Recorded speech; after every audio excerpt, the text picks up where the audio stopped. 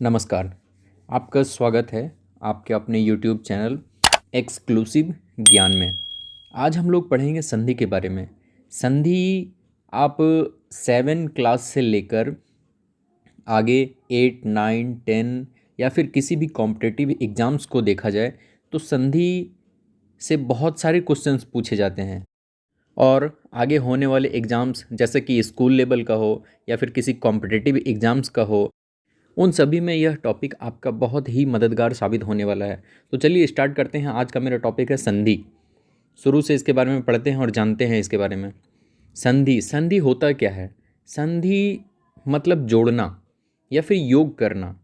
जैसे हम दो शब्दों को मिलाते हैं, देव जोड़ इंद्र, दोनों को मिलाएंगे तो बनेगा ये देवेंद्र। जैसे महेश, महा जोड़ इस, महेश। इस प्रकार से जोड़ने को हम संधि कहते हैं। आइए इसकी परिभाषा को भी देखते हैं। जैसे दो समीपवर्ती वर्णों के मेल से जो विकार या परिवर्तन होता है उसे हम संधि कहते हैं। या फिर इसके बहुत सारी परिभाषाएं हो सकती है।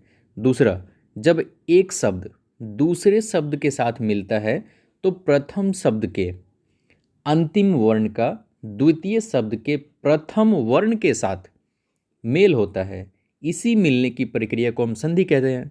इसी प्रकार से आप बहुत सारे परिभाषाएं बना सकते हैं। आगे देखते हैं इसके एग्जाम्पल्स को, जिससे कि आपका यह टॉपिक और भी क्लियर हो जाएगा। जैसे देव जोड़ आलय, देवालय। जगत जोड़ नाथ, जगन्नाथ। परीक्षा जोड़ अर्थी, परीक्षार्थी। वाक जोड़ इस, वागीस। ऐसे बहुत सारे एग्जाम्पल्स हो सकते हैं।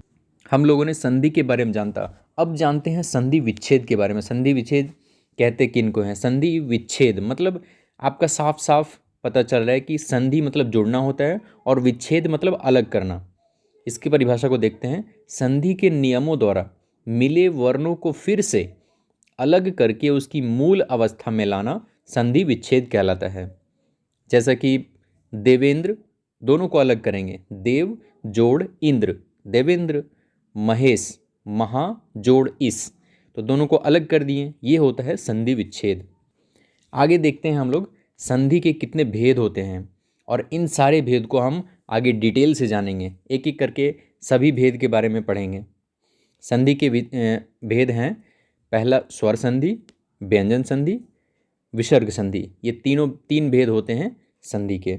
अब इन भेदों के बारे में हम एक एक करके डिटेल पढ़ते हैं। पहला है स्वर संधि। स्वर संधि दो स्वरों के पास आने से, अर्थात दो स्वरों के मेल से जो परिवर्तन होता है उसे हम स्वर संधि कहते हैं। जैसे सूर्य जोड़ अस्त, सूर्यास्त।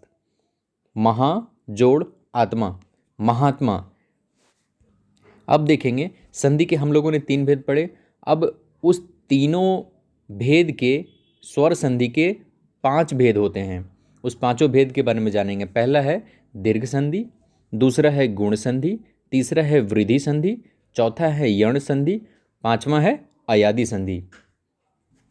अब स्वर संधि के इन भेदों के बारे में हम एक एक करके ध्यान से पढ़ेंगे और ध्यान से सुनेंगे।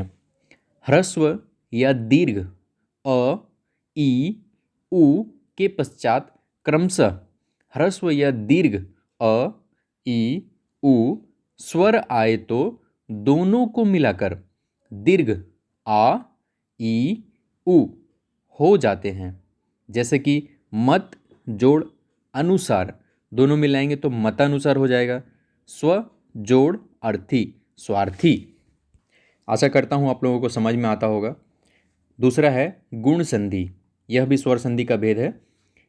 इसके परिभाषा को जानते हैं। यदि अ और आ के बाद ई या ई, उ या उ और री स्वर आए तो दोनों के मिलने से क्रमशः ए, ओ और अर हो जाते हैं। जैसे नरेंद्र है, नर जोड़ इंद्र, नरेंद्र। महा जोड़ इस, महेश। तीसरा है वृद्धि संधि।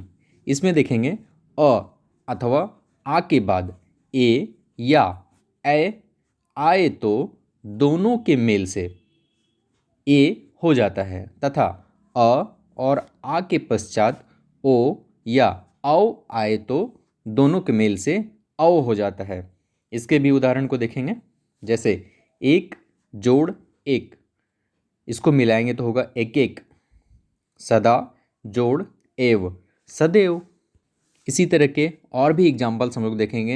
ये चैप्टर कंप्लीट होने के बाद हम लोग इसके MCQ भी लाएंगे, बहुत सारे क्वेश्चंस को भी मैं लाऊंगा आप लोगों के समक्ष।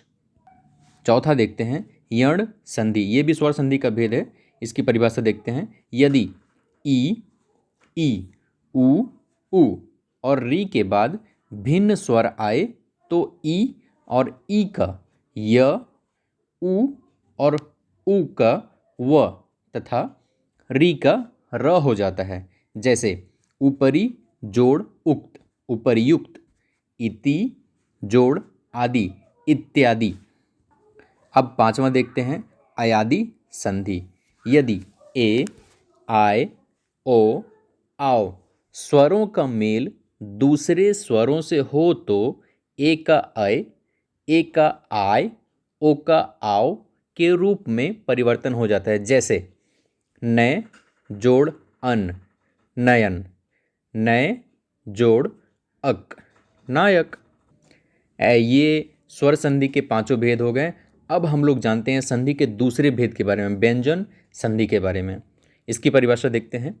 व्यंजन के बाद स्वर या व्यंजन आने से जो परिवर्तन होता है उसे व्यंजन संधि कहते हैं। जैसे वाक जोड़ इस, वागीश। दिक जोड़ गज, दिग्गज। दिक जोड़ विजय, दिग्विजय। दिक जोड़ अंत, दिगंत।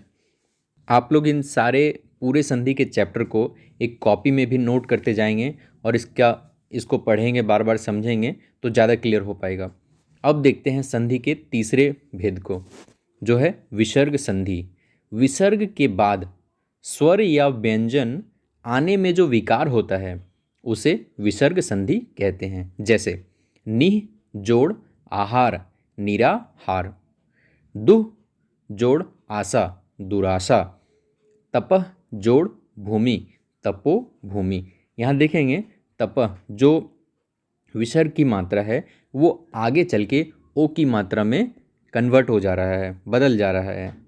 इसी तरह हम लोग बहुत सारे एग्जाम्पल्स को करेंगे और मैं आप लोगों के लिए संधि से जुड़े बहुत सारे क्वेश्चंस को लाऊंगा, जिससे कि यह टॉपिक आप लोगों को बहुत अच्छी तरह से समझ में आ जाए और इससे जुड़े क्वेश्चंस को आप लोग बना पाओ।